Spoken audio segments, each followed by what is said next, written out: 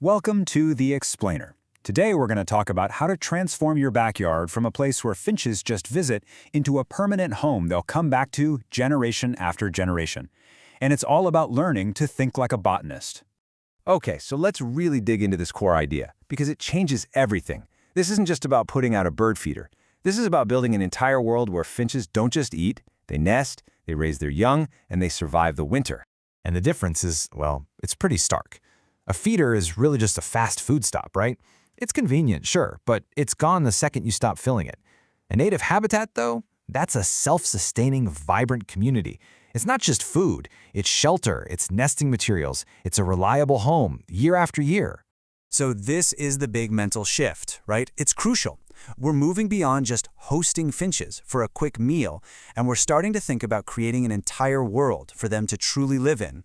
We're not just filling a feeder, we're building a habitat. So, okay, how do we actually build this world? Well, it all starts with the plants, specifically the plants that finches are biologically hardwired to love, starting with one massive, incredibly important plant family. The scale here is just immense. We're talking about the family that includes daisies, sunflowers, thistles, you name it. And it's no accident that finches love them. They literally co-evolve together. This plant family is the absolute foundation of any real finch sanctuary. And here's the architectural genius behind that obsession. It's called the composite seed head. You should think of it less like a single flower and more like a perfectly designed dinner plate, just packed with hundreds of tiny, high-energy seeds. For a finch, it's maximum reward for minimum effort. And look, this isn't about just planting one thing and calling it a day. The real goal here is to create a continuous, rolling buffet. As one plant finishes up producing seeds, another one is just getting started. This gives them a reliable food source from early summer all the way through late fall. And this is the kind of payoff we're talking about. Just look at that number. 2,000 seeds from just one flower head.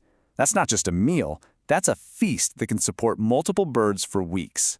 What's so cool is that each of these plants plays a very specific, strategic role. It's not just about providing any seed. You've got purple coneflowers, which stand tall and offer food above the snow. Then there's thistle, providing not only high-fat seeds but also that downy fluff for building nests. And ironweed delivers a high-protein punch right when they need it for the fall migration. But you know, a real sanctuary has to work 365 days a year. A finch can't survive on summer flowers alone.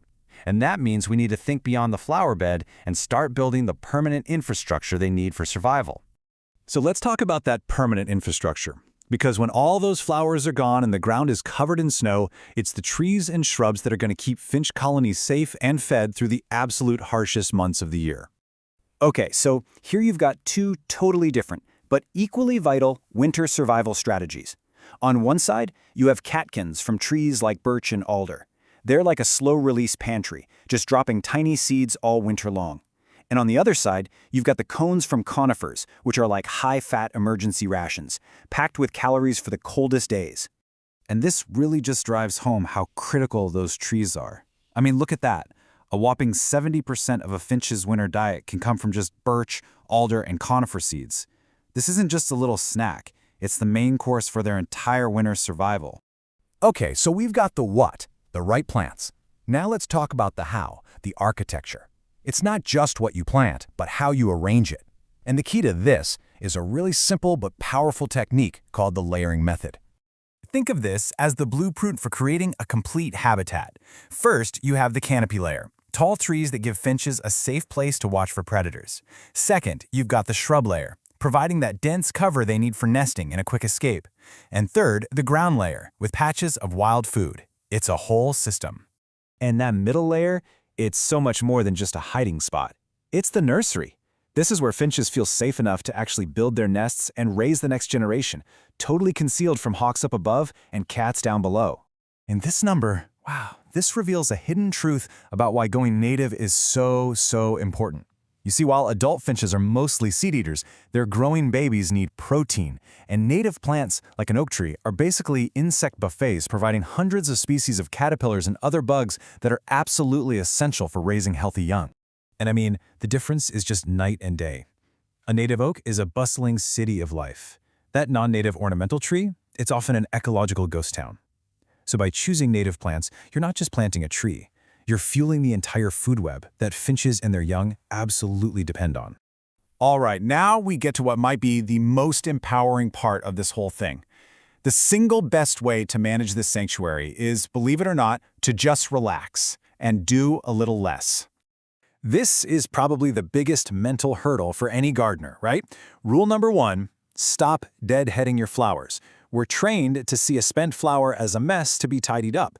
But in a finch sanctuary, that brown, dried-up seed head is the goal. It's the pantry you've spent all summer growing for them.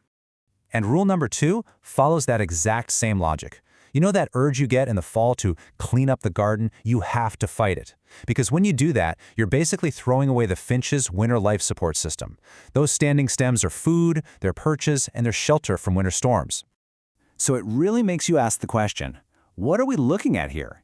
Is it a messy garden? Or is it a living habitat? It's all about reevaluating our idea of a beautiful garden. Is beauty a perfectly manicured, sterile space?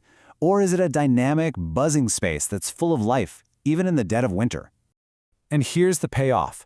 This shows you the incredible long-term reward for all this. Look, this isn't an overnight thing. It's an investment. The first year, yeah, you'll get some visitors. But by year 3, you might start seeing the first nests. And by year 5, you're not just attracting birds anymore. You've established a permanent, multi-generational colony. You're building a legacy.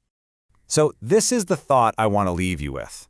It's all about the scale of your impact. The choice isn't just about what you put in your yard. It's about the difference between offering some temporary convenience and creating a permanent, self-sustaining, living ecosystem. So the question is, will you build a feeder or will you build a world?